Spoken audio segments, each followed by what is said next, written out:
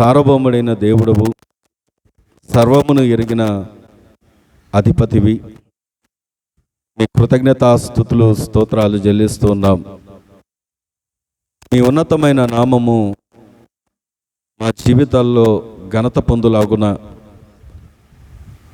జగతి పునాది వేయబడక మునిపే మమ్మల్ని ఏర్పరచుకొని ఎన్నిక చేసుకొని మీ ఏర్పాటులో మీ ఎన్నికలో మేమందరము కూడా రక్షించబడిన వారమై ఈ కర్మేలు అనే ఒక కుటుంబంలో చేర్చబడ్డాం.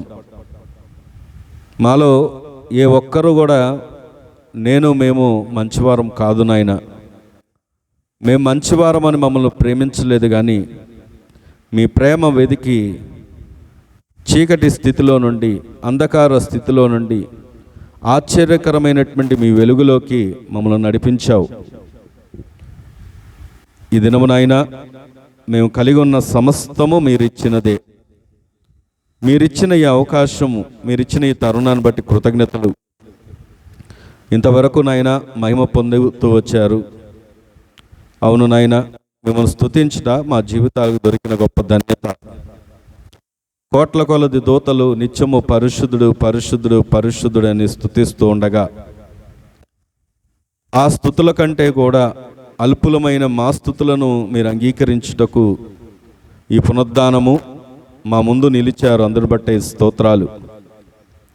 వాక్యమై ఉన్న దేవుడుగా మాతో మీరు మాట్లాడండి. మీ మాట మమ్మల్ని బ్రతికిస్తుంది, మీ మాట మాకు నెమ్మదినిస్తుంది. మీ మాటే మమ్మల్ని పరలోకానికి, నిత్యజీవానికి వారసులుగా చేస్తుంది.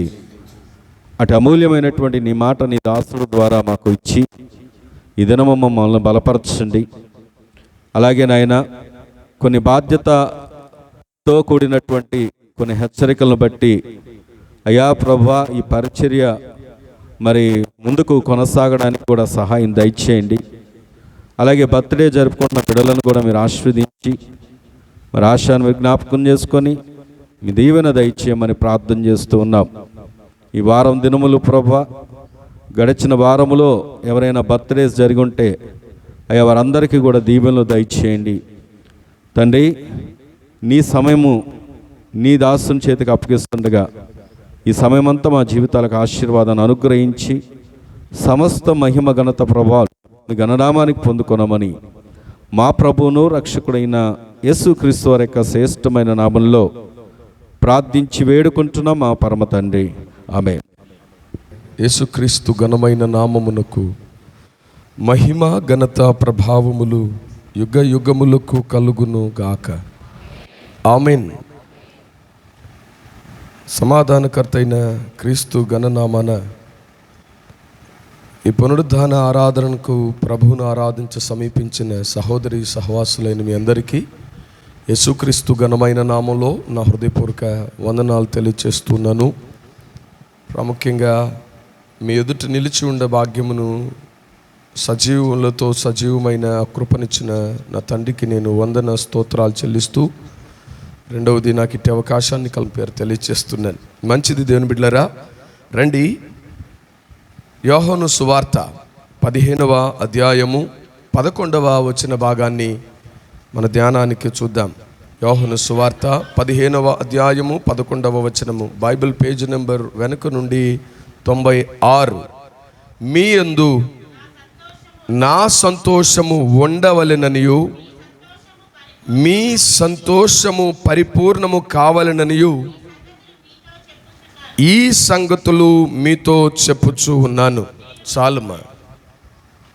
ప్రభునందు ప్రియులారా, మనం చదవబడిన ఈ లేఖనం భక్తుడైన శిష్యుడైన అపోస్తులుడైన యోహాను ద్వారా మొదటి శతాబ్దపు చివరి భాగంలో నాస్టిసిజం అనేటువంటి ఒక ఇజం బయలుదేరి విశ్వాస సంబంధమైన క్రైస్తవ ప్రయాణాన్ని అభ్యంతరపరుస్తూ అటకాయిస్తూ చెరుపు చేసే బోధ బయలుదేరిన ఆ దినాలలో ప్రభువైన దేవుని ఆత్మ అపోస్తులుడైన యోహానును దర్శించగా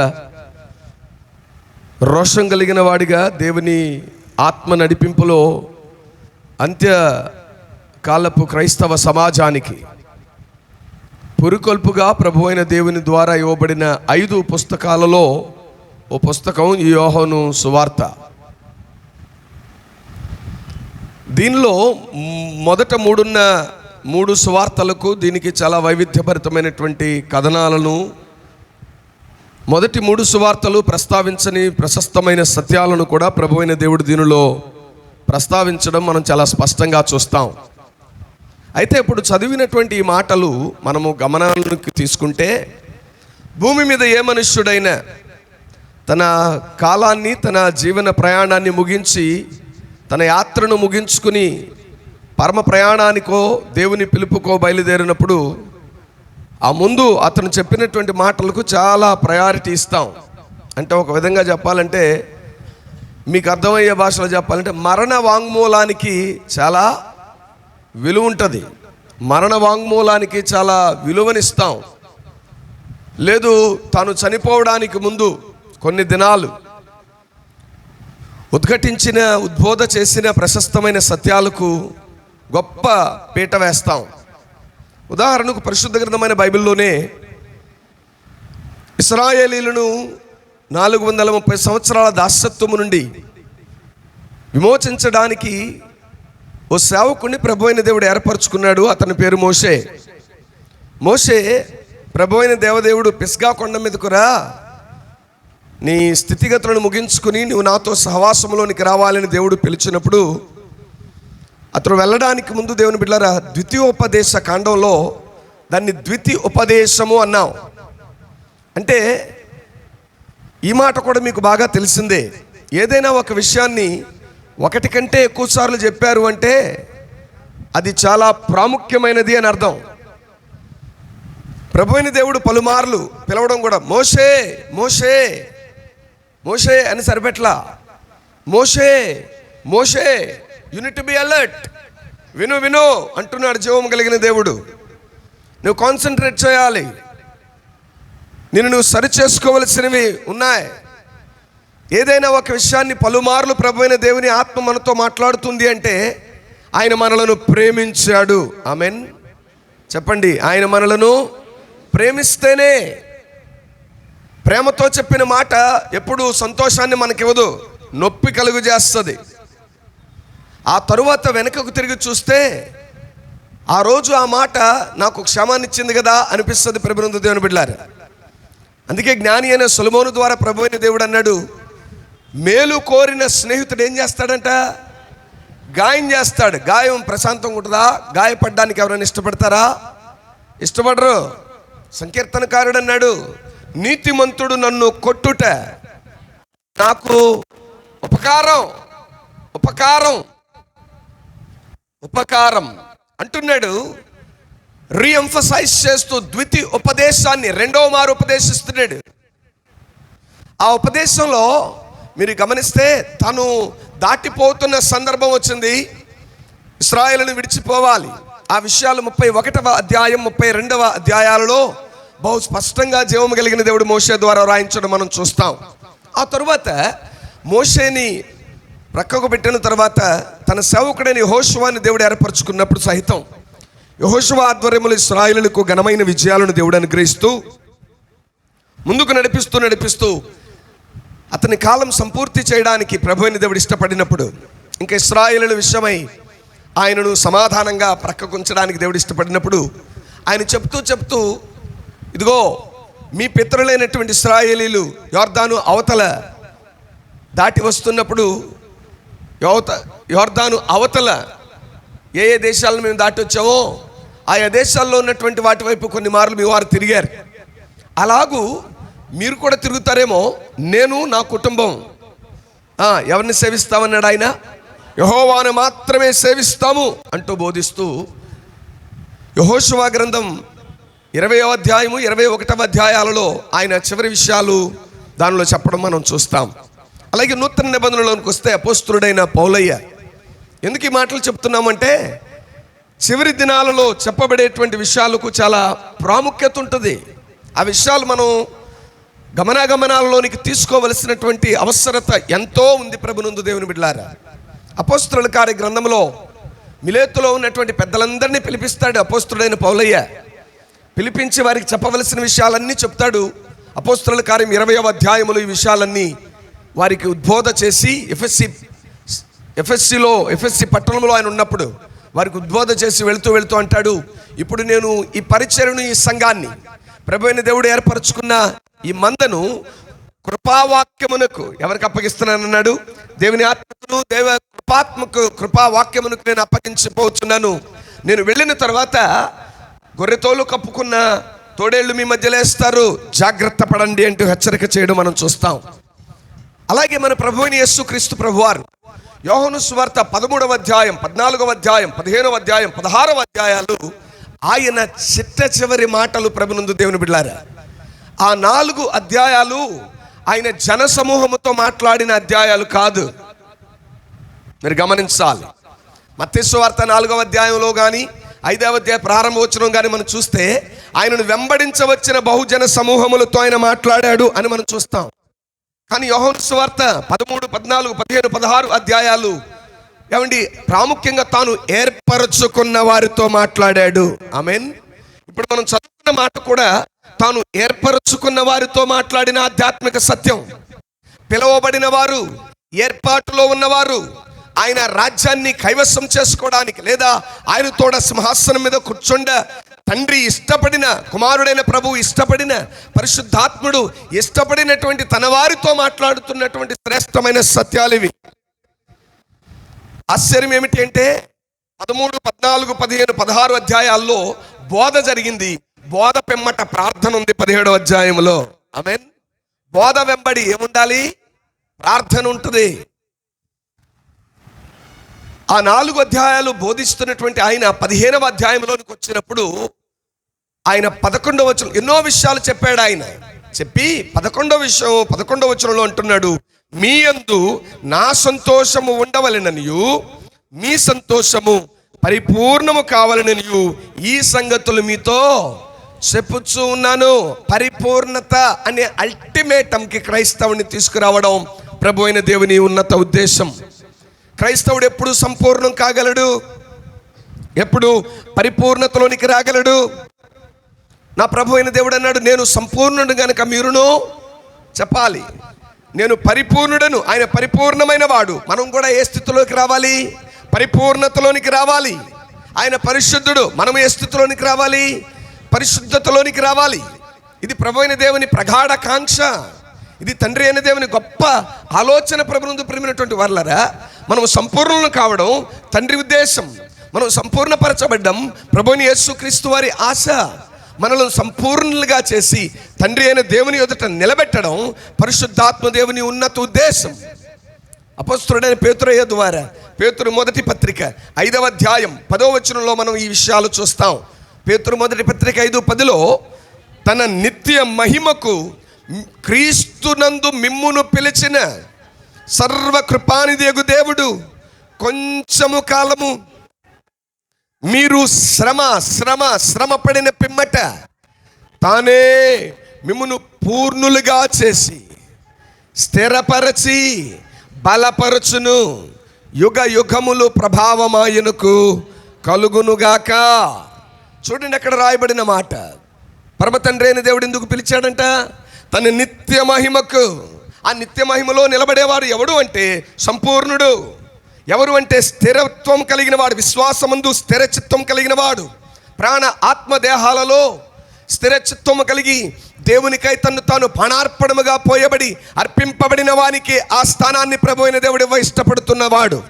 ఆ స్థానంకై ఆయనే తన ఏర్పాటులో ఉన్న వారిని సిద్ధపరిచే దేవుడు.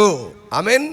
అంటున్నాడు, తన నిత్య మహిమకు క్రీస్తుని తన కుమారుని యందు మిమ్మును పిలిచిన సర్వకృపానిధియగు దేవుడు కొంచెము కాలము మీరు శ్రమపడిన పిమ్మట తానే మిమ్మును పూర్ణులుగా చేస్తాడు, స్థిరపరుస్తాడు, బలపరుస్తాడు. తాను మనలను ఎలాగూ పూర్ణులుగా చేస్తాడు.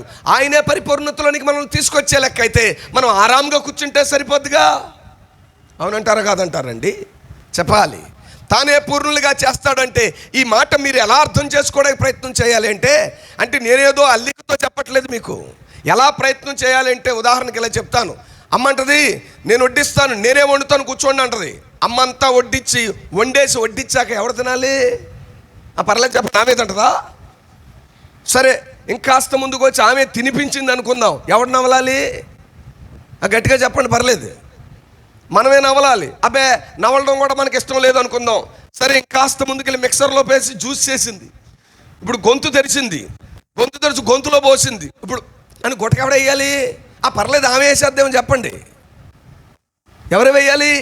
అంటే ఎందుకు ఇంత విశిష్టంగా చెప్పాల్సి వచ్చిందంటే, దేవుడు మనలను సంపూర్ణపరిచే విషయంలో అంతగా బాధ్యత తీసుకుంటున్న దేవుడు గనుక ఆయన తానే మిమ్మల్ని పూర్ణులుగా చేస్తాడంటే ఆయన బోధ వినడం ఎందుకు, మనల్ని మనం అవలంబించుకోవడం ఎందుకు? ఆయనకు నచ్చితే లేకపోతే లేదు అని కాదు. ఇక్కడ తానే మిమ్మల్ని పూర్ణులుగా చేసి స్థిరపరచి బలపరచును. ఎలాగూ మనం స్థిరపరచబడతాం, ఎలాగూ మనం బలపరచబడతామండి, ఎలాగూ క్రీస్తునందు సంపూర్ణపరచబడతాం.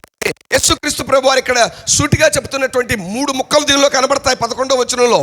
ఏమిటవి అంటే, మీ యందు నా సంతోషము ఉండవలెను అంటున్నాడు. అంటే ఆ సంతోషాన్ని మనకి ఇచ్చుంటే కానీ ఉండాలంటాడు. మీకు అర్థమైందో లేదో? ఆయన అది మనకు ఇచ్చి ఉంటే కానీ అది మనలో ఉండాలి అని కోరుకుంటాడు. నేను చెప్పేది మీకు అర్థమవుతుందా? గిఫ్ట్ ఇచ్చాడు, ఇది మీ ఇంట్లో షోకేసులో ఉండాలని నా ఆశ అండి అన్నాడు.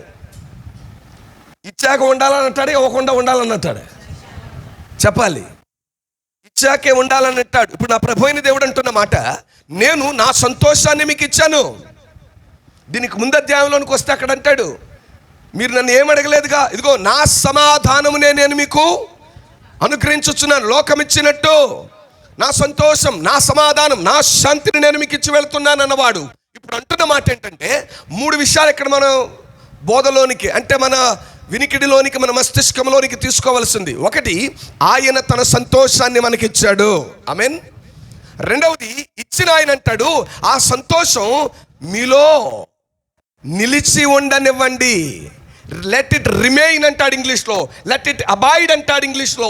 మీరు గమనిస్తే యోహాను సువార్త 15వ అధ్యాయం 11వ వచనంకి వచ్చే వరకు చూస్తే 11 మార్లు నిలిచి ఉండండి, నిలిచి ఉండండి, నిలిచి ఉండండి అని చెప్పడం మనం చూస్తాం. అక్కడ నేను మీకు సంతోషాన్ని ఇచ్చాను, నేను నిజమైన ద్రాక్షవల్లిని, మీరు నాలో తీగలు, ఎవడు నా యందు, అక్కడి నుంచి మొదలు పెట్టాడు ఆయన. నిలబడుట ప్రభు అయిన దేవుడు మన యందు ఆశిస్తుంది. సంపూర్ణులు కావాలి అంటే, స్థిరులు కావాలి అంటే, ప్రభునందు ప్రియులారా బలవంతులంగా క్రీస్తు వలె మనం స్థిరపరచబడాలి అంటే మనము ఆయన యందు నిలిచి ఉన్న వారమై ఉండాలి. దేవుడు మనకు సంతోషాన్ని ఇచ్చాడు. ఇచ్చాడా? ఇవ్వలేదండి. ఆయన మనకు సంతోషాన్ని అనుగ్రహించగా ఆయన ఆశ ఏమిటి అంటే, ఇచ్చిన ఆ సంతోషం నీలో నిలిచి ఉండనివ్వండి. 3వది అంటాడు, నిలిచి ఉన్నది పరిపూర్ణము కావాలి. ఏమవ్వాలంట? ఈ పూట మన సందేశం పరిపూర్ణ సంతోషము కొరకు క్రైస్తవుడిగా నీవు నేను అవలంబించవలసిన విధం ఏంటి అంటే, కొన్ని షరతులు ఉన్నాయి. సంపూర్ణమైన సంతోషం నీలో, ఆ సంతోషం నీలో నాలో సంపూర్ణపరచబడాలి అంటే ఎవరిలో సంతోషం పరిపూర్ణపరచబడుతుంది? ఆయన అందరికీ సంతోషం ఇచ్చిన దేవుడండి. ఉదాహరణకు యోహాను సువార్త 3:16లో చూస్తే, దేవుడు లోకమును ఎంతో, యేసుక్రీస్తు వారిని కొందరికి ఇచ్చాడా, లోకం కోసం ఇచ్చాడా? ఇదిగో లోక పాపములను మోసుకొని పోవు దేవుని గొర్రెపిల్ల, సమస్త మానవాళి పాపము కొరకై, నిన్న పుట్టి చనిపోయిన వాని కొరకు, ఈరోజు పుడుతున్న వాని కొరకు, రేపు పుట్టబోయే వాని కొరకు కూడా ఆయన కల్వరిలో చేయవలసిన యాగాన్ని ఆయన చేసి ముగించాడు. ప్రభునందు ప్రియమైనటువంటి వారలారా, ముగించిన ఆ దేవుని ఆత్మ మనతో అంటున్న మాట, I have bestowed you with my happiness and joy. నా సంతోషాన్ని నేను మీకు ఇచ్చాను. ఇవ్వబడిన ఆ సంతోషం మీలో నిలబడనివ్వండి. నిలిచి ఉన్న ఆ సంతోషం మీలో సంపూర్ణపరచబడాలి. అదిగో మరొకసారి చదువుతున్నాను, మీ యందు నా సంతోషము ఉండవలెననియు. It is his desire, it is his passion. ఆయన ఉన్నతమైన కాంక్ష, ఆ సంతోషము మనలో నిలిచి ఉండాలి. మీ సంతోషము పరిపూర్ణము కావాలననియు ఈ సంగతులు మీతో, సంపూర్ణమైనటువంటి స్థితిలోనికి నీవు నేను దాటింపబడటకై ప్రభు అయిన దేవుడు తన శిష్యులతో చెప్పినటువంటి ఆధ్యాత్మిక సత్యాలు అవి. సరే రండి, పరిపూర్ణమైన సంతోషం కొరకు ఏం చేస్తే ఏమిటా షరతులు? ఎవరు పరిపూర్ణమైన సంతోషం కలిగిన వారై ఆ పరిపూర్ణుడైనటువంటి యేసుక్రీస్తును ముఖాముఖిగా దర్శించగలరు? పరిపూర్ణమైన సంతోషములో నీవు నిలిచి ఉన్నవాడైతే సంపూర్ణుడైన యేసుక్రీస్తును ముఖాముఖిగా చూస్తాం. ఎవరు ఆయనను ముఖాముఖిగా చూడగలరు అనగా ఎవరు పరిపూర్ణమైన సంతోషములు నిలిచి ఉండగలరు? 5 గుణలక్షణాలను మెయింటైన్ చేసిన వాడు, 5 విషయాలు ప్రభువైన దేవునిలో ఎప్పటికప్పుడు తన్ను తాను పరీక్షించుకునేవాడు ఆ విషయాలు చేయగలడు. రండి, ఒకటి వెంబడి ఒకటి చూడ ప్రయత్నం చేద్దాం. యోహాను 2వ పత్రిక చదువుదాం. యోహాను 2వ పత్రిక 12వ వచనం చదువుదాం. అనేక సంగతులు మీకు రాయవలసి ఉండి సిరాతో కాగితముతో రాయ మనస్సు లేక మీ సంతోషం పరిపూర్ణమయ్యేటట్టు మిమ్మును కలుసుకొని ముఖాముఖిగా మాట్లాడవలెనని. చాలు, ఒకని సంతోషం ఎప్పుడు సంపూర్ణమవుద్దంటే ఆయనను మనం ముఖాముఖిగా కలుసుకున్నప్పుడు. ఆమేన్. ఒకసారి పక్క వాళ్ళని చూసి చెప్పండి, నా సంతోషం ఆయనను ముఖాముఖిగా చూసినప్పుడు సంపూర్ణమవుద్ది. అరే తల్లి, నా సంతోషం ఆయన ముఖాముఖిగా చూసినప్పుడు సంపూర్ణమవుద్ది. దేవునికి స్తోత్రం. ఎప్పుడు సంపూర్ణమవుద్దండి మన సంతోషం? ఆయనను ముఖాముఖిగా చూసినప్పుడు. అంటారుగా, నాన్నని నేను ఎరా అంత సంతోషంగా ఉన్నా అంటే, మా నాన్నని నేను చూడబోతున్నాను, దూరం వెళ్ళిన నాన్న తిరిగి వస్తున్నాడు, మా అమ్మని నేను కలుసుకోబోతున్నాను, మహా ఆనందం. దైవవాక్యం అంటున్న మాట. ఎన్నో విషయాలు మీతో నేను చెప్పాలనుకున్నానయ్యా. మీరు అనుకుంటారు ఇప్పుడు, బ్రదరు మీరు చెప్పింది యేసుబాబు గురించి కాదు, ఆయన యేసయ్య గురించి కాదు, మీరు చెప్పింది యోహానయ్య గురించి. ముందుకెళ్దాం, కంగారు పడద్దు ప్రభునందు దేవుని బిడ్డలారా. ఆయన అంటున్న మాట, ఎప్పుడు ఒకరిని సంతోషం పరిపూర్ణం అవుతుందంటేనంట ముఖ దర్శనము చేసినప్పుడు, ఆయనను ముఖాముఖిగా కలుసుకున్నప్పుడు. ఎవరు ముఖాముఖిగా కలుసుకోగలరు? ఎవరి సంతోషం సంపూర్ణం చేయడం దేవుని ఉద్దేశం. ఆయన ఆశదే, నేను మీకు సంతోషాన్ని ఇచ్చాను, అది మీలో నిలబడనివ్వండి. నిలిచి ఉంటే అది మీలో సంపూర్ణం కాగలుగుతుంది. ఏమి నిలిచి ఉండాలి మనలో? పరిపూర్ణ ఆ సంతోషం సంపూర్ణంగా ఉండాలి అంటే ఏమి నిలిచి ఉంటే ఆయన ముఖ దర్శనం చేయగలుగుతాం. ఆయన ముఖ దర్శనం చేసినప్పుడు మనం సంపూర్ణం కాగలుగుతామంటే, రండి ప్రేమనందు దేవుని బిడ్డలారా, యోహాను 1వ పత్రిక 3వ అధ్యాయం 2-3 వచనాలు చదువు ప్రయత్నం చేద్దాం. ప్రియులారా, ఇప్పుడు మనము దేవుని పిల్లలమై ఉన్నాం. మనం రాబోయే కాలంలో ఏమవుతామో అది ఇంకా ప్రత్యక్షపరచబడలేదు. కానీ ఈ మాటలు వినాలి. ఆయన ప్రత్యక్షమైనప్పుడు ఆయన ఉన్నట్టుగానే ఆయనను చూతుము గనుక ఆయనను పోలి ఉందుమని ఎరుగుదుము. చాలా మార్లు మనం విన్న మాట ఏంటో తెలుసా? క్రైస్తవ సంపూర్ణత ఎక్కడుందిరా అంటే, ఆయన సంపూర్ణ స్వారూప్యములోనికి మార్చబడినప్పుడు. ఏ స్వరూపం, ఏ పోలిక ఆది యందు ఆదాములోనికి దేవుడు నిక్షిప్తపరిచాడో, కోల్పోయిన ఆ సంపూర్ణమైనటువంటి పోలిక, ఆ సంపూర్ణమైనటువంటి ఆయన స్థిరత్వమును తిరిగి మనము కలిగి ఉండేది, తిరిగి మనం పొందుకునేది అప్పుడే దేవునికి మహిమ కలుగును గాక అంటున్నాడు. చూడండి, ఆయన ప్రత్యక్షమైనప్పుడు ఆయన ఉన్నట్టుగానే ఆయనను చూతుము గనుక ఆయనను పోలి ఉందుమని ఎరుగుదుము. ఎందుకు పూర్ణంగా సంతోషిస్తామో తెలుసా? ఆయన్ను చూసిన వాళ్ళు, నిన్ను చూసిన వాళ్ళు ఆయన వేరు నువ్వు వేరు అనుకోరు. ఏమంటే, యేసుక్రీస్తు వారంట శరీరుడిగా బ్రతుకున్న దినాల్లోనే ఆయన ముఖాన్ని పోలిన ముఖాలే ఉన్నాయంట. అందుకే ఆయన్ని ఎవరో గుర్తుపట్టలేని పరిస్థితుల్లో ఎవరై ఆయన లాంటి వాళ్ళు ఉన్నారు కదా. ఎలాగా అంటే, అందుకే ఇస్కరియోతు యూదా వచ్చి ఏమన్నాడు తెలుసు? నేను ఎవరిని ముద్దు పెట్టుకుంటానో వాళ్ళని తీసుకెళ్ళండి అన్నాడు. నేను ఎవరిని ఆలింగనం చేసుకుని ముద్దు పెట్టుకుంటానో ఆయనే. మనుషుని పోలిన మనుషులు ఉంటారని విన్నారా లేదా? ఉంటారు దేవుని బిడ్డలారా. పైకి పోలిక కలిగిన వారు అలాగే ఉంటారు. మనం అనుకుంటాం ఒక్కోసారి. అందుకే లోకంలో ఉన్నటువంటి నానుడు ఏంటంటే, చూసేవన్నీ గట్టిగా చెప్పండి నిజాలు కావంట. చాలా సందర్భాల్లో చూసేవన్నీ నిజాలు కావు.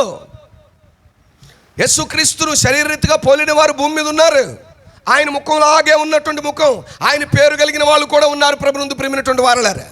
అయితే జీవం కలిగిన దేవుని వాక్యం అంటున్నటువంటి మాట అంటే తెలుసా, ఆయన ప్రత్యక్షమైనప్పుడు ఆ ప్రత్యక్షతను చూడగలిగిన వాడు ఎలా రూపాంతరపరచబడతాడంటే ఆయన ముఖ ప్రకాశములోనికి, ఆయనను పోలిన స్థితిలోనికి వచ్చేస్తాడు.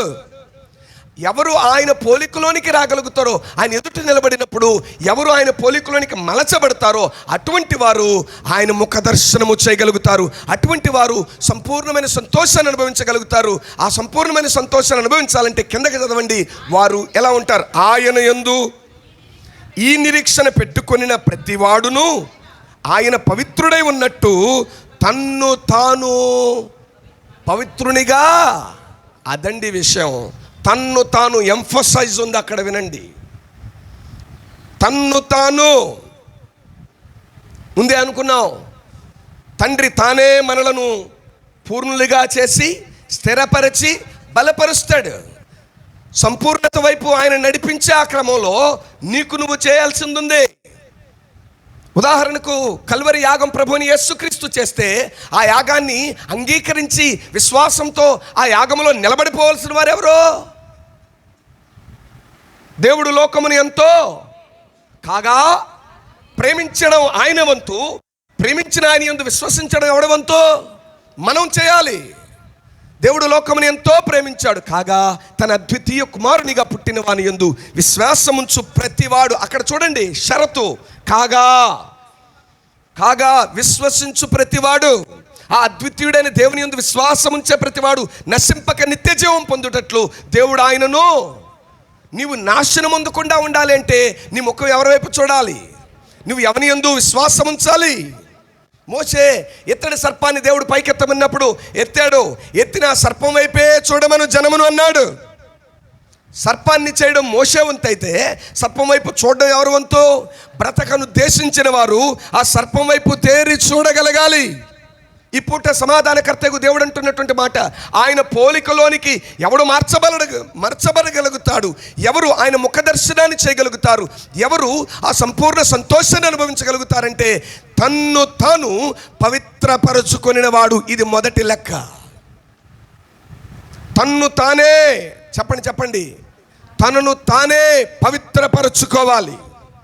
మరలా చెప్తున్నాను, ఈ ఆరాధన ముగిసిన తర్వాత బల యొద్దకు వస్తున్న వారులారా, బలలో ఎవడు చేతులుంచగలడు? ఎవరు క్రీస్తు సంపూర్ణ స్వారూప్యంలోనికి మార్చబడగలరు అంటే పోయిన నెల మొదలు ఈ నెల ఈ రోజు వరకు తన్ను తాను పవిత్రపరచుకున్నవాడు ఆ బలలో చేతులు ఉంచాలి. తన్ను తాను పవిత్రపరచుకోవడం. దేవుడు పవిత్రపరచడు. ఆయన ఆల్రెడీ నీ నా పవిత్రత కొరకై ఆయన చేయవలసిందంతా, చెప్పాలి, చేయవలసిందంతా ఆయన చేశాడు. ఇంతకు దేని నుండి నన్ను నేను పవిత్రపరచుకోవాలి బ్రదర్? ఏ విషయాలలో నన్ను నేను పవిత్రపరచుకోవాలి? అక్కడ లేఖనం అంటున్నటువంటి మాట చూడండి, ఆయన యందు ఈ నిరీక్షణ పెట్టుకొనిన ప్రతివాడు ఆయన పవిత్రుడై ఉన్నట్టుగా. వినండి, ఆయన పవిత్రమైన వాడు. ఆయన పవిత్రత మూడంతస్తులని మనం విన్నాం. మానవ అవిధేయత, పాపం 3 అంతస్తులు, దేవుని పరిశుద్ధత 3 అంతస్తులు. దేవుడు 3 అంచెల పరిశుద్ధుడు.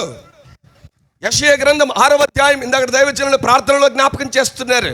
ప్రార్థనలో మాటలు దేవుని చెప్తున్నాడు, పరిశుద్ధుడు పరిశుద్ధుడు పరిశుద్ధుడు. ఎన్ని మార్లు చెప్పారండి? ఎన్ని మార్లు బైబిల్లో పరిశుద్ధాత్మ దేవుడు రాయించడానికి ఇష్టపడ్డాడు? 3 మార్లు. ఆయన 3 మార్లు పరిశుద్ధమైన వాడు. ఎందుకు 3 మార్లే రాయించాడు?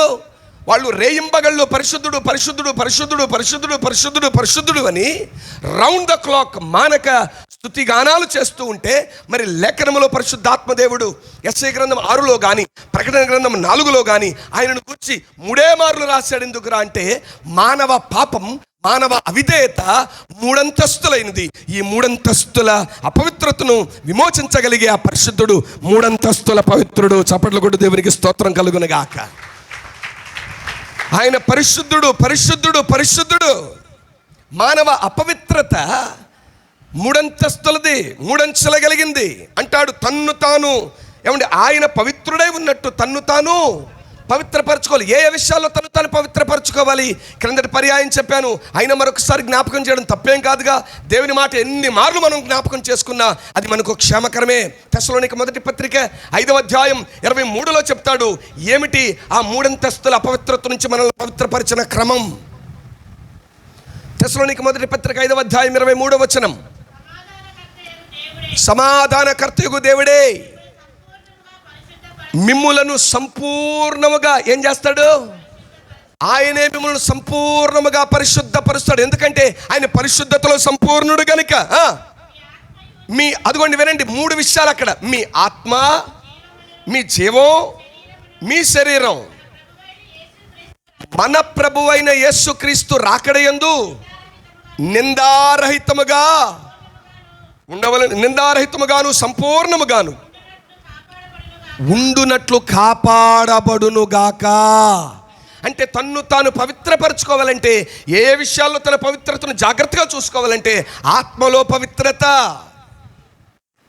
రెండవది జీవమనగా ప్రాణం, ప్రాణానికి మూలం రక్తం. మీతో చెప్పాను, ఆయన ఆత్మయందు పవిత్రమైన, ఆయన ఆత్మయందు నిర్దోషి అనే పేరుంది అంటాడు తిమోతికి రాస్తున్న పత్రికలో. ఎవరంటే ఆయన ఆత్మయందు నిర్దోషమైన వాడు అని ఆయనకు ప్రతీతి. నా ప్రభు అయిన దేవుడు ఆత్మయందు నిర్దోషమైన వాడు.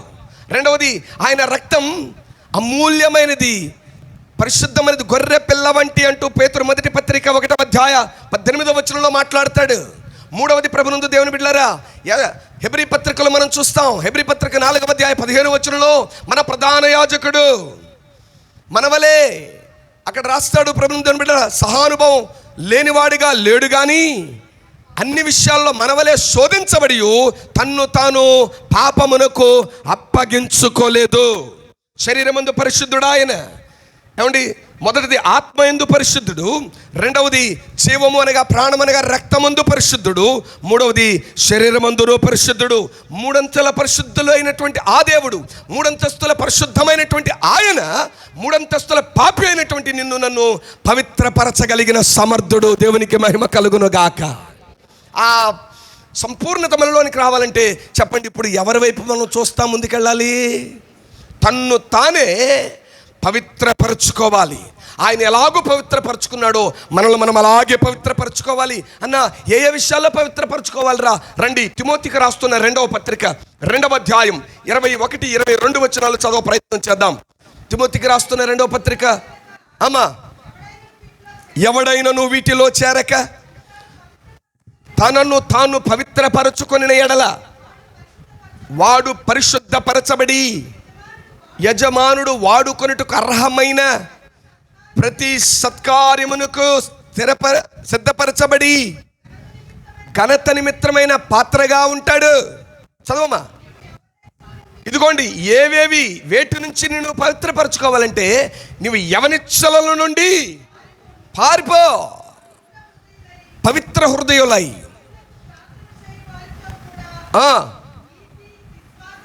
నీతిని, విశ్వాసమును, ప్రేమను అది వెంటాడాల్సింది. ఆదివారం పూట వెంటాడతాం, అది కూడా 2 గంటలు దాటిందంటే గుండె అయిపోద్ది మనకి. నిలబడి నుండి వెంటాడతాం, ఇక నిలబడి నుండి వెంటాడతాం, వెనకాల అయ్యగారిని వెంటాడతాం. ఇక నువ్వు వెంటాడాల్సిందేన్ని? ఉదయం లేస్తే ఏమంటే 6 రోజులు వెంటాడాల్సిన వాటిని ప్రతి ఉదయం లేస్తే పరిగెడుతున్నావుగా, తంబెయ్యాలి. అమ్మో, వేయకపోతే ఆ రోజు జీతం, దాని కొరకు ఎంత ఆరాటమో. జీవము కలిగిన దేవుడు అంటాడు, ఆత్మీయులతో సహవాసానికి వెంటాడు. పవిత్రులైనటువంటి హృదయం కలిగిన వారితో, సమాధాన సంబంధులైన వారితో, నీతి నడక నడిచే వారితో, విశ్వాసముందు స్థిరచిత్తులై విశ్వాసాన్ని వెంబడించే వారిని వెంబడించరా అంటే వాళ్ళు వెంబడితే మనకేం రాలుద్దండి. మళ్ళీ క్రైస్తవులుగా మనం చెప్పే తప్పుడు సామెత ఏంటంటే జోగి రాసుకుంటే, అంటే నీ అర్థం ఏంటంటే నువ్వు జోగి అనమాట. అందుకే దరిద్రులతో సహవాసం చేయ వెళ్ళి దేవుడు నిన్ను పవిత్రపరిచాడని నువ్వు నమ్మితే, ఆయన యొక్క పవిత్రతకు చోటు లేదు ఆయన దృష్టిలో నువ్వు నమ్మితే, నీ సహవాసం పరిశుద్ధులతోనే. దేవునికి స్తోత్రం కలుగును గాక. ఇదే యోహాను జ్ఞాపకం చేస్తాడు. మన సహవాసం అయితే తండ్రితోనూ ఆయన కుమారుడైన యేసు క్రీస్తుతో మన సహవాసం. యవన తమ్ముళ్ళారా, యవన చెల్లెళ్ళు, ఎవరితో రా నీ సహవాసం? నీ సహవాసమే నిన్ను పవిత్రపరిచేది. నీ సహవాసమే నిన్ను భ్రష్టత్వంలోనికి దాటింపచేసేది. ఎవరితో నీ సహవాసం తెలుసుకో. ఆది కాలం నుండి దేవుడు ఆ సహవాసాన్ని వేరు చేయడమే ఇష్టపడ్డాడు. మోషే, నీ సంబంధాలు ఎవరో రమ్మను. అబీరాము, దాతాను, కొరాహు వాళ్ళ సంబంధులు ఎవరో పొమ్మనవతలకు అన్నాడు. భూమి నెరలు విడిచింది, మింగేసింది. ఎవరి చెల్లి, ఎవరి తమ్ముడా, ఎవరితో రాని సవాసం? మందిరంలో పరిశుద్ధ గుంపుతో ఊరు మీదకి వెళ్ళాక బూతులాడే వాళ్ళతోనే నీ సవాసం. తన్ను తానే, ట్రై టు అండర్స్టాండ్ దిస్, అర్థం చేసుకునే ప్రయత్నించండి. తన్ను తానే దేవుడు చేయడు, ఆయన చేయవలసింది చేసి ముగించాడు. ఆయన అంటున్న మాట, తన్ను తానే పవిత్రపరుచుకోవాలి. ఆయన నేను పోలి ఉండాలనే ఆశ, ఆకాంక్ష నాకుంటే నన్ను నేనే పవిత్రపరచుకోవాలి. ఒక కండ్ల వీరును చూసావు, ఆళ్ళలాగా నేను కూడా ఏంటి 6 ప్యాక్ రౌండ్ మజిల్ ఉండాలి అంటే మరి ఆ దగ్గరికి వెళ్ళి అన్నీ కనుక్కున్నావు. ఒక ప్రోటీన్ ఫుడ్ తినాలి, ఎప్పటికప్పుడు ఎక్సర్సైజ్ చేయాలి. అలాగ తయారవ్వాలంటే జీవము కలిగిన దేవుడు కూడా అంటున్న మాట, నేను పవిత్రుడు, నేను పరిశుద్ధుడును కనుక మీరును సమస్త ప్రవర్తన యందు ఎలా ఉండాలి? పరిశుద్ధులై ఉండండి. రండి మరికొద్దిగా ముందుకు వెళ్ళి ఆ మొదటి మాటను ముగించి రెండవ మాటలోనికి మనం వెళదాం. కొరింథీ 2వ పత్రిక 7వ అధ్యాయం మొదటి వచనం ఏముంటుందో చూద్దాం. ప్రియులారా, మనకు ఈ వాగ్దానాలు ఉన్నాయి కనుక దేవుని భయముతో పరిశుద్ధతను సంపూర్తి చేసి, ఏంటట, సంపూర్తి చేసుకుంటూ శరీరమునకును ఆత్మకును కలిగిన సమస్త కల్మషమును, శరీరానికి ఆత్మకు కలిగిన సమస్త విధమైన కల్మషములో నుండి మనల్ని మనం ఏం చేసుకోవాలి? దేన్ని బట్టి పైన వాగ్దానాలు ఉన్నాయి. ఏంటా వాగ్దానం? విశ్వాసమునకు కర్త కొనసాగించేవాడైన యేసు వైపు చూస్తూ పో. ఇది దేవుడు నీకు ఇచ్చిన గొప్ప వాగ్దానం. ఇంకాస్త ముందుకు వస్తే ఆయన మనకిచ్చిన వాగ్దానం ఏంటంటే, మనం చదువుకున్న ఆరంభ వాక్యాలే. నా యందు నిలిచి ఉండండి, నా సంతోషం మీ యందు నిలబడనివ్వండి. నా సంతోషం మీలో ఉండాలి అనేది నా ఆశ. అన్నారా? ఉండనిస్తారా అంటే స్థిరపరచనిస్తారా? నిలబడనిస్తారా? మీరు దాన్ని నిలబడనిస్తే అది మిమ్మల్ని ఎక్కడికి నడిపిస్తుంది? సంపూర్ణత వైపు నడిపిస్తుంది. అందుకే సంకీర్తనకారుడైన నీ వాక్యము నా పాదములకు, నిలబడితే అది నీకు దీపం, నిలబడితే అది నీ త్రోవకు వెలుగు. గాఢాంధకారపులో కూడా ఆయన గాఢాంధకారాన్ని చీల్చి నడిపించగలిగిన దేవుడు ఆయన.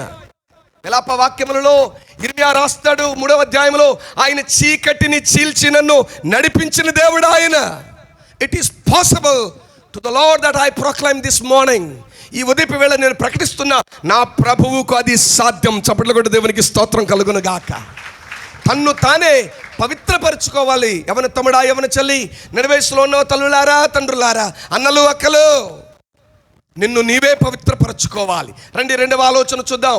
ఆయన పరిపూర్ణతలో ఆ సంపూర్ణ సంతోషాన్ని, ఆయన ముఖదర్శనాన్ని ఎవడు చేయగలరా అంటే, మన విశ్వాస యాత్రలో ఎప్పటికప్పుడు మనల్ని మనం పవిత్రపరచుకుంటూ రొట్టె ఎద్దుకు, ఆయన శరీరం ఎద్దుకు రావాలి. దేవుని బిడ్డలారా, రండి, రెండవ ఆలోచన చదువుదాం. జీవం కలిగినటువంటి దేవుని వాక్యం ముందు రెండవది ప్రభు అయినటువంటి దేవుడు అంటున్నటువంటి మాట ఏంటో తెలుసా? మొదటిది తన్ను తాను పవిత్రపరచుకోవాలి. రెండవది కొరింథీ మొదటి పత్రిక 11వ అధ్యాయం 28వ వచనంలో, కొరింథీ మొదటి పత్రిక 11:28లో, కాబట్టి ప్రతి మనుష్యుడు తన్ను తాను, అండర్లైన్, తన్ను తాను, ఎంఫసైజ్, తన్ను తాను అంటున్నాడు. మళ్ళీ తన్ను తాను ఏం చేసుకోవాలి? ఒకటి, పవిత్రపరుచుకున్నవాడు ఎప్పటికప్పుడు ఏం చేసుకోవాలి? ఈరోజు నేను పవిత్రునిలే అంటే సరిపెట్టుకుంటే కుదరదు. పోయినసారి చెప్పాను, ఫ్రైడే శుభ శుక్రవారం దినాన శాంక్టిఫికేషన్, ఏమండి, పరిశుద్ధత. రెండవది రైటియస్నెస్, జస్టిఫికేషన్ అని చెప్పాను. నీతిమత్వం ఒకే మారు. ఒక్కసారి నువ్వు నీతిమంతుడివే అంటే చచ్చే వరకు నువ్వు నీతిమంతుడివే. కానీ శాంక్టిఫికేషన్, పరిశుద్ధత అనేది ప్రతిరోజు జరగవలసిందే. కారణం నువ్వు లోకంలో ఉన్నావు కాబట్టి. అందుకే యేసుక్రీస్తు ప్రభువారు దానికి సాదృశ్యంగా ఏమన్నాడో తెలుసా? ఒకసారి స్నానం చేసిన వాడు తరచు ఏం కడుక్కోవాలి? కాళ్ళు కడుక్కోవాలి. ఊరి మీదకి వెళ్ళొచ్చిన ప్రతిసారి స్నానం చేయడానికి ఇది కరోనా వ్యాధి కాలం కాదు.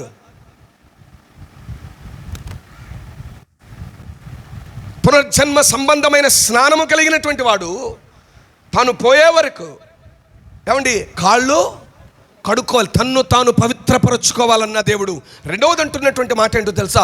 తన్ను తాను పరీక్షించుకోవాలి. Examine yourself, try yourself every day. ప్రతిరోజు నన్ను నేనే పరీక్షించుకోవాలి, మిమ్మల్ని మీరే పరీక్షించుకోవాలి. ఏ విషయంలో పరీక్షించుకోవాలన్నా? In the light of faith, విశ్వాసములో, విశ్వాస విషయమై మనల్ని పరీక్షించుకోవడానికి ముందుకు వెళ్దాం రండి. కొరింథీ 2వ పత్రిక 13వ అధ్యాయం 5వ వచనంలో చెప్తాడు, ఏ విషయమై పరీక్షించుకోవాలి అంటే, మీరు విశ్వాసము కలవారై ఉన్నారో లేదో.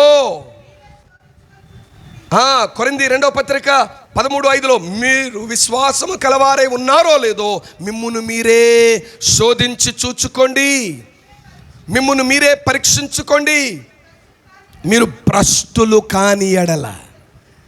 యేసుక్రీస్తు మీలో ఉన్నాడని మిమ్మును గూర్చి మీరే, when you examine your self, నిన్ను నువ్వు పరీక్షించుకున్నప్పుడు, అద్దంలో నిన్ను నువ్వు చూసుకున్నప్పుడు, ఇంకొకటి వచ్చి ఇక్కడ మచ్చంది, ఇక్కడ చొక్కా ఉంది అని చెప్పక్కర్లా. చెప్పాలా? అంటే ఇక్కడ మచ్చ ఉంది, ఇక్కడ చొక్కా ఉంది అన్నావంటే నీకు ఏదో సైట్ ఉండాలి అక్కడ. అయితే లాంగ్ సైటో లేకపోతే షార్ట్ సైటో ఉంటే కానీ నీ మచ్చ నీకు కనబడలా. జీవము కలిగిన దేవుని వాక్యం అంటున్న మాట, వాక్యానుకున్న గొప్ప గుణలక్షణం, కృపాలక్షణం ఏమిటరా అంటే, నిన్ను ఎవడో అంచనా వేయక్కర్లా, నిన్ను నీవే. You can examine your self. నిన్ను నీవే సెల్ఫ్ ఎగ్జామినేషన్ చేయవచ్చు. నీ పవిత్రతను నీవే కాపాడుకోవచ్చు, నిన్ను నీవే పరీక్షించుకోవచ్చు. ఏ వెలుగులో అన్నాను? విశ్వాసపు వెలుగులో, in the light of faith. విశ్వాస విషయమై నువ్వు ఎలాంటి వాడివి? ప్రభునందు ప్రియమైనటువంటి సహోదరి సహోదరులారా, మిమ్మల్ని మీరే పరీక్షించుకోండి. మీరు విశ్వాసము కలవారే ఉన్నారో లేదు మిమ్మల్ని మీరే పరీక్షించుకోవాలి. కారణం, ప్రభునందు ప్రియమైనటువంటి వారలారా, ఫెయిత్ అండ్ వర్డ్, విశ్వాసము దేవుని వాక్యం కలిసి నడుస్తాయి.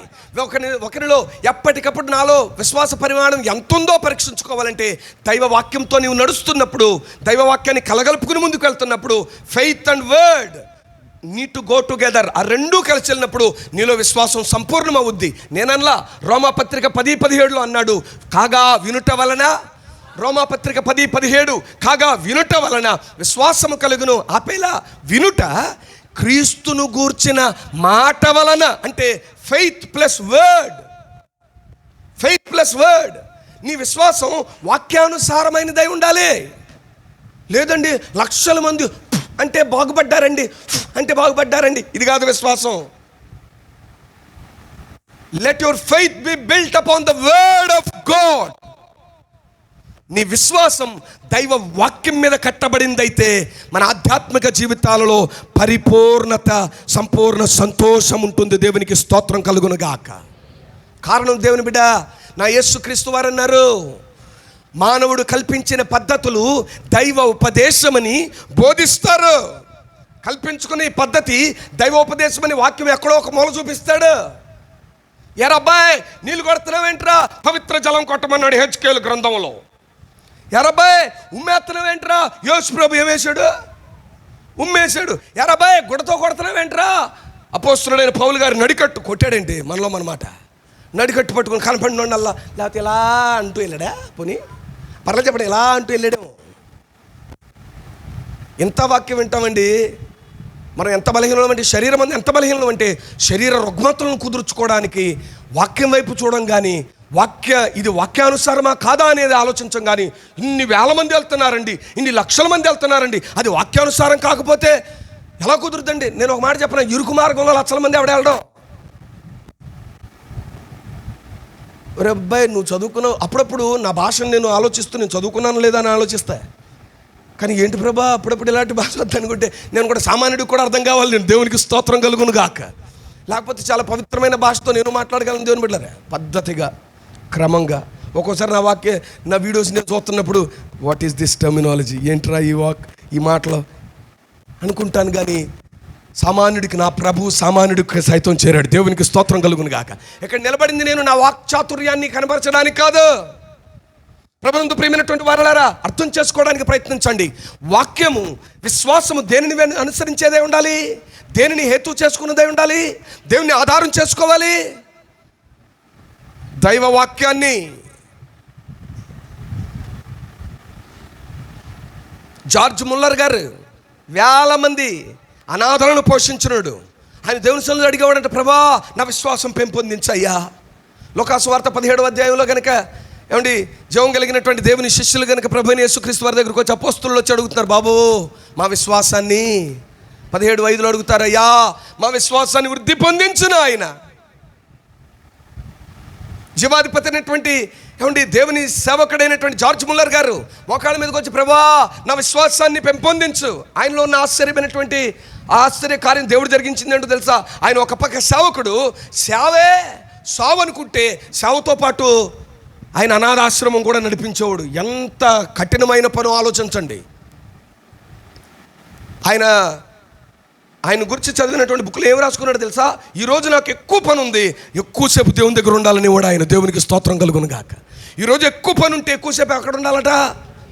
ఎక్కువసేపు ఆయన దగ్గర గడిపి అప్పుడు నా పనికి నా ఎగ్జిక్యూషన్కి నేను బయలుదేరతానంటాడు ఆయన. ఆయన మోకాళ్ళ మీద ప్రార్థన చేస్తూ ఉంటే దేవుడు చూపించిన అద్భుతమైనటువంటి మాట ఈ మాట అంట. ఏది? కాగా వినుట వలన, వినుట క్రీస్తును గూర్చిన మాట వలన 100కు పైసార్లే పరిశుద్ధ గ్రంథమైన బైబిల్ని కూర్చుని ధ్యానిస్తూ ఉండేవాడంట ఆయన. దేవునికి స్తోత్రం కలుగును గాక. దేవుని మాట విశ్వాసాన్ని జనింపచేసే జీవపు ఓట. ప్రభునందు ప్రియమైనటువంటి సహోదరి సహోదరుడా, అనన్య సంక్రమము కానీ ఆశ్చర్య కార్యాలు దేవుని పక్షముగా దేవుడు నీయందు, నీలో నుండి దేవుడు చూపించాలనే ఆశ నీకుంటే SIT with the word of God. దుష్టుల ఆలోచన చప్పును నడువక, పాపుల మార్గమును నిలవక, అపహాస్యకులు కూర్చుండే చోట కూర్చుండక, యెహోవా ధర్మశాస్త్రమందు ఆనందిస్తూ దివారాత్రము దానిని ధ్యానించువాడు ధన్యుడు. You are blessed if you can spend your valuable time with the precious word of God. నీ అమూల్యమైన సమయాన్ని అతి విలువైన దైవ వాక్యముతో నువ్వు వెచ్చించగలిగి గడపగలిగితే నీకంటే భూమి మీద ఆశీర్వదించబడిన వాడు మరొకడు. ఆయన ఔన్నత్యం నీలో నుండి నాలో నుండి చూపించగలుగుతాం. ప్రభునందు ప్రియమైనటువంటి వారలారా, why don't we make a decision this morning? ఈ ఉదయపు వేళ ఎందుకు తీర్మానం తీసుకోకూడదండి? ఆత్మీయులైనటువంటి మనమే వినరనుకుంటామేమో నాకు తెలియదు, కానీ చదువుకునే వాళ్ళతో మాత్రం బాబు ఈ 40 రోజులేరా దీక్ష, ఈ 30 రోజులేరా నీట్, ఐఐటి, ట్రిపుల్ ఏమండి, ఈ రాసే వాళ్ళందరితో మనం ఇచ్చే ఉద్బోధ. ఓ మాట అడుగుతాను, ఎప్పుడైనా అలా చదవమని బైబిల్ చెప్పావా? నా మట్టుకు నేను, మన మట్టుకు మనం నేర్చుకుందాం. షడ్రక్, మెషక్, అబేద్నెగో అలా విశ్వాసం, అంత్య దినాలలో ఆ విశ్వాసం మనం కనపరచగలగాలండి. లేకపోతే దానియేలు గ్రంథం 11:32 రాస్తాడు. దానియేలు గ్రంథం 11:32 అంటాడు, అతడు ఇచ్చకపు మాటలు చెప్పి నిబంధనను అతిక్రమింపచేసి అనేకులను తన వశపరుచుకును. అయితే తమ దేవుని ఎరుగువారు బలము కలిగి గొప్ప కార్యాలు. ఎవరు ఎరుగుతారండి? దైవ వాక్యంతో సంగత్యం సహవాసం చేసిన వాడు ఆయన అర్థమవుతాడు. If you travel with the word of God your faith shall enhance. నీలో ఉన్న విశ్వాసం ఎప్పుడు అభివృద్ధి చెందుద్దంటే వాక్యమైన దేవునితో వాక్యమైన దేవునితో 2 గంటలు నడుపుతావు, లోకంతో మాత్రం 22 గంటలు నడుపుతావు. ఇంకేముంటుంది ఇక్కడ? ఇది ఎట్లా ఉంటుందంటే రాజుగారు పాలు తెమ్మన్నట్టు వ్యాపారం. ఏం తెమ్మన్నట్టు? రాజుగారు పాలు తెమ్మన్నాడట. తెలుసు కదండి, జ్ఞాని అయినటువంటి భర్త రాజుగారు చెప్పిన మాట తూచే తప్పకుండా పాలు ఎట్టుకెళ్ళిపోతుంటే అలా ఆవిడన్నాడు, ఆగాగా ఎత్తడి చెంబ పెట్టుకుని గట్టిగానే బయటికి వెళ్తున్నావు. కానీ ఊరి మీద వాళ్ళందరూ పాలు తెస్తారు, నువ్వు నీళ్ళు వేసుకున్నంత మాత్రం పెద్ద ఇబ్బంది ఏమీ లేదంది. ఇలాంటి భార్యలు బోళ్ళంతమంది జ్ఞానవంతురాళ్ళు. దేవునికి స్తోత్రం కలుగును గాక. దేవుని బిడ్డలారా వినండి, ఒకటి తన్ను తాను పవిత్రపరచుకోవాలి, రెండవది పరీక్షించుకోవాలి. విశ్వాసమందు తన్ను తాను పరీక్షించుకుని విశ్వాసంలో వాక్యంతో నువ్వు నడిస్తే జరిగే అద్భుతం ఏంటో తెలుసా? You shall seek the feet of your God. వాక్యమైన దేవునితో నువ్వు నడుస్తున్నప్పుడు నీ విశ్వాస పరిమాణం నిన్ను ఎంతగా ఎక్కడికి నడిపిస్తుందో తెలుసా? లోకంలో ఉన్న జ్ఞానుల దగ్గరికి వెళ్ళి సలహాలు తీసుకుందాం అందో, ఆయన పాదాల దగ్గరికి పడేస్తుంది. దేవునికి స్తోత్రం కలుగును గాక. ఉత్తమమైన చోటు ఏంట్రా అంటే, ప్రపంచంలో అత్యున్నతమైన ఉత్తమమైన స్థలం ఏదైనా ఉంది అంటే ఎవరిని అడుగుదామంటే, మనం అనుకుంటున్న సోకాళ్ళు పాపాత్మురాలైన ఆవిడని అడిగితే ఆవిడంటది, నాకు ఉత్తమమైనది ఒకటి దొరికింది, అది నా ప్రభు పాదాలు. యేసయ్యా నీ పాదాల చెంత నా శిరము వంచెదా. ఎక్కడ? ఆయన పాదాల చెంత శిరము ఉంచుతానంటున్నావు, కానీ there is a lady, there is a women in Bible. ఆమెంటున్న మాట నా విశ్వాసం స్థిరపరచబడ్డానికి. బైబిల్లో ముమ్మారు రాయించాడండి ప్రభు అయిన దేవుడు ఆ మాట. ముమ్మారు రాయించాడు జీవం కలిగిన దేవుని సన్నిధిలో. ఆమె దేవుని పాదాలు ఎదుట కూర్చోవడం, అది లూకాసు వార్త 10వ అధ్యాయంలో జీవం కలిగిన దేవుడు రాయించాడు. ఏమంటే 22వ వచనంలో మనం గమనించగలిగితే అక్కడ మార్త మరియ కలుసుకున్నప్పుడు ఏమంటే ఆయన పాదాల దగ్గర కూర్చుంది అంటాడు. ఆమె మరియ యేసు పాదాల దగ్గర కూర్చుందంట. ఆ తర్వాత మనం యోహాను సువార్త ప్రభునందు ప్రియమైనటువంటి దేవుని బిడ్డలారా, మనం యోహాను సువార్తలోనికి వస్తే 11వ అధ్యాయంలోనికి వస్తే 11వ అధ్యాయం 22లోనూ ఆ మాట ఉంటుంది అక్కడ. ఎక్కడికి వచ్చావురా? క్షమించండి, మీకు లూకాసు వార్త 10వ అధ్యాయం 30వ వచనం 39లో ఉంటుంది. ఆమెకు మరియా అను సహోదరుండెను, ఈమె యేసు పాదాల దగ్గర కూర్చోండి ఆయన బోధ వినుచూ ఉంది. ఎక్కడ కూర్చుందని బైబిల్ చెప్పింది? ఆయన పాదాల దగ్గర. ఈ రెండో మాటతో నేను ఆపేస్తాను. ప్రభుత్వం దేవుని బిడ్డలారా జాగ్రత్తగా విందాం. తర్వాత రెండవది యోహాను సువార్త 11వ అధ్యాయంలో 32వ వచనంలో చూస్తే, అంతటా మరియా యేసు ఉన్న చోటుకు వచ్చి ఆయనను చూచి ఎక్కడ పడి? ఆయన పాదముల మీద పడి. మనము వస్తాం, ఎక్కడెక్కడ ఎత్తుకుంటాం? ఇందాక ఎబినేజర్ గారు అయ్యగారు చెప్పారు, ఆ తర్వాత దైవ సేవకుడు చెప్పాడు, ఏమంటే ఎక్కడ సుఖంగా ఉంటే అక్కడ ఎత్తుకేసుకోవడమే. ఎత్తుకో ఆయన పాదాల దగ్గర. Search for his feet. స్కూల్లోనూ వెనక బెంచే,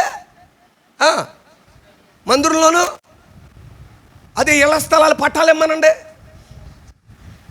ఇంకెక్కువ వెళ్ళను. ఎక్కడ కూర్చుంటావు? ముందే. మీరు నవ్వుతా ఉంటే పంపు దగ్గర డబ్బాలు గుర్తొచ్చాయి నాకు. ఒకప్పుడు పంపు దగ్గర డబ్బాలు, ఏమంటే మనం ఉండం, డబ్బాలు ఆడతాం, లేకపోతే రాళ్ళు పెడతాం లైన్లో. రాయి జరిపారంటే ఎగిరిందే బకెట్టును, ఎగిరాడే మనిషి. ప్రభుత్వం ప్రియమైనటువంటి వారులారా, examine yourself, how keen you are. దైవ సంబంధమైనటువంటి ఆత్మీయ నడిపింపులో దేవుని సన్నిధికి, దేవుని పాదాలకు నువ్విచ్చే ప్రయారిటీ ఎంత? ఒక అధికారి దగ్గర అయితే పక్కన కూర్చుంటే బాగుండు, అవకాశం ఇస్తే అంటావు. రాజులకు రాజు, ప్రభులకు ప్రభుడు కూర్చున్నాడు అక్కడ. ముందు వచ్చి కూర్చుంటే అది బాగుండు మనం అనుకోవడం. ఏ మూల కూర్చున్నా ఆయన నాతో కూర్చుంటాడు. ముందు వచ్చినాడు ఎవడో మూల కూర్చోడు, కూర్చునేవాడు ఎవడో ఉంటే స్తోత్రం చెప్పండి. జ్ఞానం కలిగిన వాళ్ళమే మనం, దేవునికి స్తోత్రం. మరి అవలంబనేది మనలో. క్షమించాలి ప్రభునందు దేవుని బిడ్డలారా, క్రమము లేని క్రైస్తవునికి కనని వినని బాధలు ప్రతి విషయంలో. మెయింటైనింగ్ అవర్ బాడీ, ఆహారపు అలవాట్లలో ఈ సంవత్సర ఆరంభంలో దైవజనులు నాగరాజు గారి ద్వారా దేవదేవుడు మనం నడుచుకోవలసిన తీరును చాలా క్రమంగా బోధించారు. ప్రభునందు ప్రియ సహోదరి సహోదరులారా, ముందుకు వెళ్ళిపోదాం, నేను ముగిస్తున్నాను. ఇది రెండవ ఆలోచన చూసాం. 12వ అధ్యాయం చూడండి, యోహాను సువార్త 12వ అధ్యాయం చదవండి 3వ వచనం. అప్పుడు మరియ మిక్కిలి విలువగల అచ్చ జటామాంసి అత్తరు ఒక సేరున్నర ఎత్తు తీసుకుని యేసు పాదములకు, చాలు ఆమె స్థానాన్ని ఎక్కడే చూసుకుందండి, ఆయన పాదాల దగ్గర. అందుకే 3 సార్లు రాయించాడు ఆ మాట, ముమ్మారు ఆయన పాదాల దగ్గర, పాదాల దగ్గర. మరి ఎక్కడ కూర్చుందాం మనం? జబదయ్య కుమారులాగా ఇటపక్క ఇటపక్క. ఆయన పాదాల దగ్గర కూర్చోడు నీకు చేతనైతే ఎక్కడ కూర్చోబెడతాడు తెలుసా? ఆయన ఎక్కడ కూర్చోబెడతాడండి? ఆయన కుడి పార్శ్వమందు నిన్ను కూర్చోండబెట్ట ప్రియుడైన దేవుడు ఆయన. హల్లెలూయా.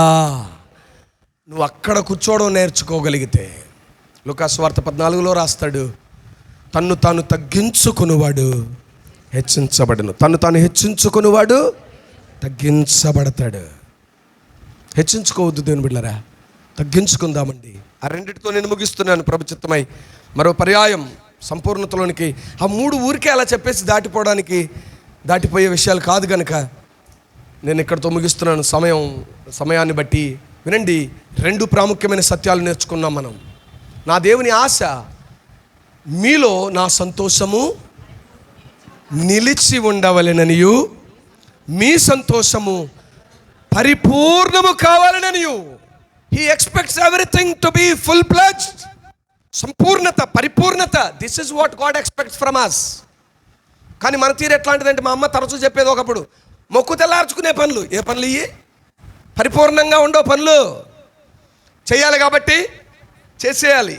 హోంవర్క్ చేయాలి కాబట్టి. అదే 2 రోజులు సెలవుకు ముందే కనుక పద్ధతిగా చేసుకుంటూ గుండ్రంగా రాస్తాడు. రేపు పొద్దున్నే స్కూల్కి వెళ్ళాలి కనుక ఈ రాత్రి రాస్తే అద్భుతంగా రాస్తాడు. ఏమండి, అదే మొక్కు తెల్లార్చుకునే పనులంటే చేసేయాలి, తెల్లారు చూపించాలి కాబట్టి చేసేద్దాం అనుకుంటాం. దేవుడు అలాంటి ఒప్పుకోడు. He has given you wonderful time. నీకు ప్రశస్తమైన సమయాన్ని ఇచ్చాడు దేవుడు. అంటున్న మాట, ఎవరు సంపూర్ణమైన సంతోషంలో ఉంటారా అంటే నా ముఖ దర్శనం చేసిన వారు. ఆమేన్. ఆయన ముఖ దర్శనం చేసిన వారు సంపూర్ణమైన సంతోషంలోకి వస్తారు. ఆ సంతోషిస్తూ ఉండగానే ఆయన రూపాంతర పనుల్లోనికి నువ్వు వచ్చేస్తావు. అలా రావాలి అంటే మొదట తన్ను తానే పవిత్రపరచుకోవాలి. రెండోది తన్ను తాను పరీక్షించుకోవాలి. ఏ వెలుగులో? విశ్వాసపు వెలుగులో. విశ్వాసము ప్లస్ దైవ వాక్యము. రెండోది మనం ఈమె నుంచి మనం గమనించగలిగితే విశ్వాసము plus prayer, faith and prayer go together. దేవునికి స్తోత్రం కలుగును గాక. 2 విషయాలు జరగాలి, 2 విషయాలు పరీక్షించుకోవాలి. ఒకటి వాక్యానుసారమైన విశ్వాసం, వాక్యానుసారమైన ప్రార్థన అనుభవం. విశ్వాస సహితమైన ప్రార్థన, క్షమించండి ఏమండి, విశ్వాస సహితమైన మొట్టమొదటిది వాక్యానుసారమైన విశ్వాసం. రెండోది విశ్వాస సహితమైన ప్రార్థన. ఈమె విశ్వాసంతో ఎక్కడ కూర్చుందొచ్చి యేసు పాదాల దగ్గర ప్రార్థన, విశ్వాస సహితమైన ప్రార్థన. Faith plus prayer go together. Faith plus word of God need to go together. నీవు నేను పరీక్షించుకోవలసింది, నా ఆధ్యాత్మిక నడక వాక్యానుసారమైందేనా? నా ప్రార్థన వాక్యానుసారమైందేనా? లేకపోతే బూడిదలో పోసిన? వాక్యానుసారమైన ప్రార్థన గురించి అన్నాడు, సమయోచితమైన మాట చిత్రమైన వెండి పండెములో ఉంచబడిన బంగారు. అలాంటిదేనా మన ప్రార్థన? సద్దుకాయలు పరిచయలు చేస్తారట, వీధి మూలలో నిలబడి కేకలేస్తూ ప్రార్థన, అందరికీ కనబడాలనే ప్రార్థన. ఏది అడగాలో ఏది అడగకూడదో చెప్పాడా ఇక్కడ?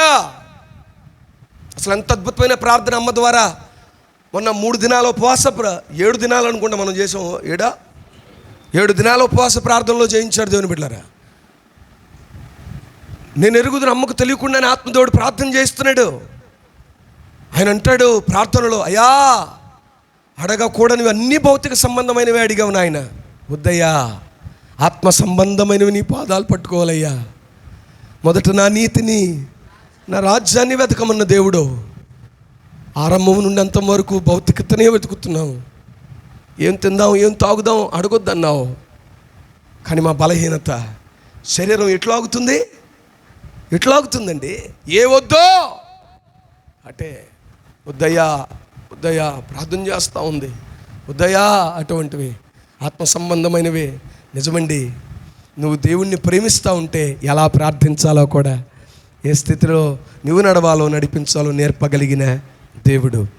ఆయన అంటున్నాడు, నా సంతోషం మీలో నిలిచి ఉండాలనేది నా ఆశ.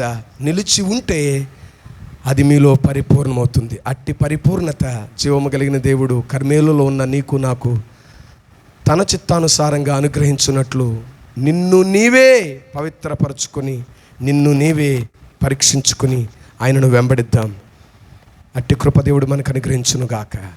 కళ్ళు మూసుకోండి ఎవరికి వారే. మేము పాలు భాగస్తులమవ్వాలని అయ్యా అయ్యా అయ్యా ఈ ఉదయకాలు అద్భుతమైన నీ మాట మాకు అందించావు తండ్రి. మొదట నీ సంతోషం ఏమిటో, మీ ఆనందం ఏమిటో, మీ పరిపూర్ణత ఏమిటో, మీ సంపూర్ణత ఏమిటో వాక్యం